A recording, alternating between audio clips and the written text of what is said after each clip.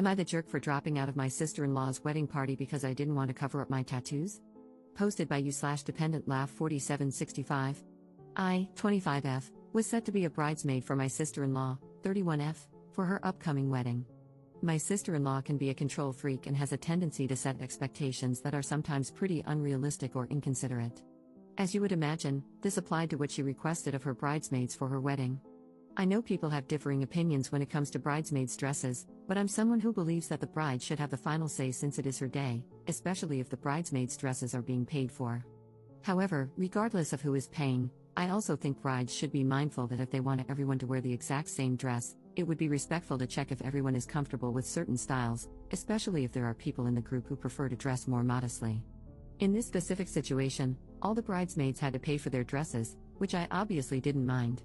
Here's the thing, my sister-in-law asked her 3 closest friends first and had already decided on the dress for everyone to wear before she asked me. I had no expectation that she would ask me, so I had no input on what they picked. For context, I dressed pretty modestly, especially at church, and this is a church wedding. The dress they picked out was pushing my personal comfort level. It was a lilac chiffon, one-shoulder, floor-length dress with a slit that goes way above the knee, basically up to where most of my upper thigh would be exposed. I didn't want to make a big deal about it because they had already decided, and since it's what my sister-in-law really wanted, I kept my concerns to myself. I low-key wish we had all decided together, especially since 3 more people, including myself, were asked to be bridesmaids after the initial decision. Even though the dress wasn't within my modesty standards, I still decided to go along with it because I didn't want drama and just wanted to make her happy. My plan was to change after the festivities during the reception, which a couple of other bridesmaids had also planned to do, and my sister-in-law didn't mind. I thought things were going to be okay until my sister-in-law told me last week that she didn't want my tattoos to be noticeable and wanted them covered because it would be inappropriate for the church and the pictures. I have tattoos on my wrists, shoulders, and back. The tattoos on my shoulders and back are not small, they're very noticeable with the dress that was chosen. She told me she'd been concerned about them showing because of the dress. Keep in mind, she knows about my tattoos, and the dress was still chosen knowing they would show. I was annoyed, but since I had already paid for the dress, I asked if I could wear a shawl. She said no because she didn't want me to stand out from the rest of the group, especially since I'm not the maid of honor. She then suggested a foundation product to cover my tattoos, which costs around $40 to $50. I'm not going to spend that much on a product I'll never use again, and there's a chance it could get on the dress and make a mess. I told her I didn't think it was fair to expect this when she already knew I had tattoos and still chose a dress that would leave them visible. If she had a problem with my tattoos, why pick something without sleeves or ask me to be a bridesmaid in the first place? She said I was being unfair and that it was her day, and all she was asking was for me to accommodate her because it wouldn't look good for a Catholic wedding. When she said that, I got mad. It's always the people who start with the religious guilt who don't even follow their faith and are quick to judge. My sister-in-law has done and continues to do things that wouldn't be considered acceptable for a practicing Catholic, but I've never judged her because I have a past too and still struggle. For her to say it wouldn't be appropriate for a Catholic wedding felt hypocritical and made me feel like I was somehow going to make the ceremony unholy just because of my tattoos. I got my tattoos during a time when I had walked away from my faith, but I've come back to it and am pretty devout now, despite my struggles and shortcomings. For her to accuse me of being unaccommodating was beyond me because she already knows how I dress now, especially in a church setting. I even cover my hair at church. Still, I pushed aside my convictions and preferences to wear this dress for her because I wanted to keep the peace and avoid making a fuss. When I told her all of this, she started making comments about how I was being selfish for not using the foundation. Then she proceeded to say the dress looks trashy on me anyway because of my body. I'm on the curvy side and, unfortunately, have a large chest, so certain styles emphasize my chest and make me look bigger. That's just how the dress fits me. I'm not trying to brag, in fact, I personally don't like it. That's why I'm mindful of how I dress, but it's not like I can control how this particular dress looks on me. This is also why I prefer to dress more modestly. I ended the conversation by telling her that if this was going to continue to be an issue, I didn't want to trouble her further and thought it would be best if she chose someone else as a bridesmaid. I feel bad for stepping down, but her wedding is still 5 months away, and I think it's better if I'm no longer part of the bridal party. Am I in the wrong here? Edit. Just to clarify something, in response to some comments that wasn't mentioned in this post earlier, this sister-in-law is my husband's sister. None of my brothers are married. Trust me, I would have responded to her a little differently if that were the case, but since she is my husband's blood, it's his job to put her in check, which he already did. I can totally make another post to share what happened in that conversation between the two of them, but I'm not sure if I want to because it's a lot to unpack. Thank you for the comments, they've definitely made me feel better about my decision instead of feeling bad. Update 2 days later. I was debating whether or not to post this, but since a decent number of you asked and wanted to know, I decided I might as well spill the tea for all of you equally chismoso people like myself. Before I dive into my husband confronting her, I should provide some background on my overall experience with my relationship with my sister-in-law. In the beginning of my initial post, I talked about how she has a tendency to be controlling and to set very unrealistic expectations that influence the way she treats other people. Let me make one thing clear, she and I were very close at one point, or so I thought. I treated her like my own older sister, she has even seen me at some of my worst moments since I've been with her brother. But even then, I knew about her toxic behaviors. Part of me always prayed she would grow and do better with time. Almost 7 years later, and she proves me wrong every time. In the years I've known her, I've noticed how she prides herself on being the favorite child among her, my husband, and their brother.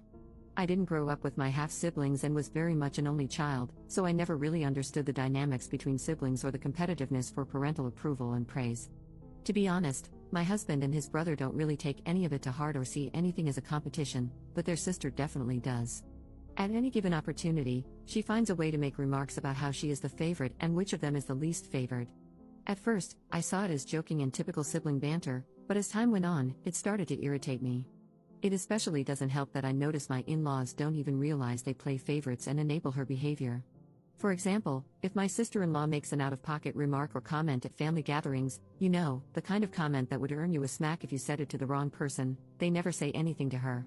But heaven forbid my husband or his brother make a joke about something, then they get worked up. It's clear that because they don't treat all the siblings equally, she really does think she can act however she wants. I won't go into detail, but she has done things in the past that only prove that as long as things are going in her favor regarding her parents' approval, they are very religious. For context, she has no problem outing or screwing over her brothers. My husband has kept a lot of her dirty secrets, and in a moment of vulnerability, when he trusted her, she turned around and told my in-laws everything so she could look like the older sibling who cares enough to tell their parents what's going on with him, even though she has done far worse that would infuriate my in-laws. You might be asking, why not say anything to them as payback?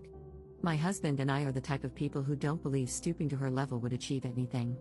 Plus, they're not my secrets to tell, that's between her and God and whether or not she ever comes clean to her parents. Overall, that alone really changed my husband's view of his sister because it showed how selfish she is. Of course, he felt betrayed, even though this specific incident happened almost 6 years ago. He forgave her, but he never forgot. Since then, and over the time I've been with my husband, everything she says and does just doesn't go unnoticed. I know some of you may ask why we let it drag on, and, well, it's because if she is ever confronted for something she did wrong, she always finds ways to make herself the victim and get the whole family involved. It's like talking to a wall of nonsense and excuses. We've just learned to set boundaries, especially when it comes to family functions at this point. My sister-in-law sees through her nonsense but doesn't exhaust himself confronting her because my mother-in-law is overprotective of her, even though she knows her daughter can act very inappropriately. From what I see, my mother-in-law gets like that because my sister-in-law has run away and temporarily cut ties with them when things don't go her way. I get that she wouldn't want a strained relationship with her daughter, but still.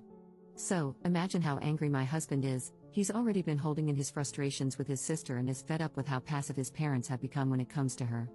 Well, when he confronted her via FaceTime, he obviously came to my defense and told her she was being unreasonable and unfair. He cussed her out because she kept making all kinds of excuses, and he basically handed her tail back to her. He didn't just stop with the wedding situation. He called her out on everything, including something else she said about me to other family members that we weren't made aware of until a few hours before he called her. Turns out, she was going around talking about the whole dress and tattoo situation and about me dropping out of the bridal party to some family members, one of whom recorded what she said and sent it to my husband.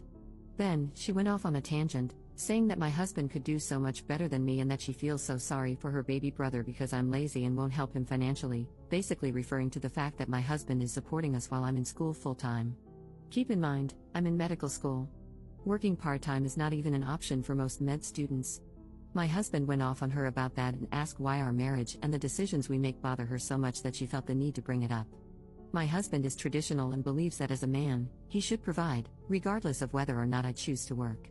He decided he wanted to support us so I can follow my dream of pursuing medicine, and that bothers her enough to downplay me as a lazy freeloader, even though my career will eventually provide us with more stability. Regardless of how anyone looks at it, I don't know what her issues are, but targeting me just doesn't make any sense.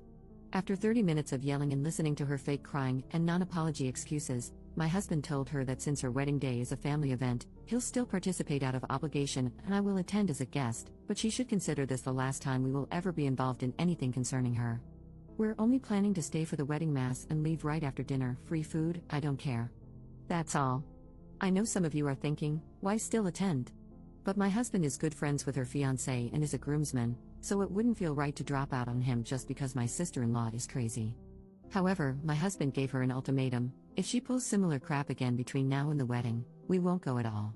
Going forward after the wedding, or if she decides to open her mouth again, my husband has decided we won't contact or see them anymore. This will be easy since they'll be moving to a different state. I'm counting down the days, lol. If there's one thing I want to make clear at the end of this post, it's that I don't wish her any harm, nor do I hate her. I forgive her, however, for my mental and emotional health, I will not maintain a relationship with her of any kind going forward. I genuinely pray she grows, learns from all of this, and makes better choices if she has kids one day. I also hope she reflects on whether this toxicity was worth losing a relationship with her brother.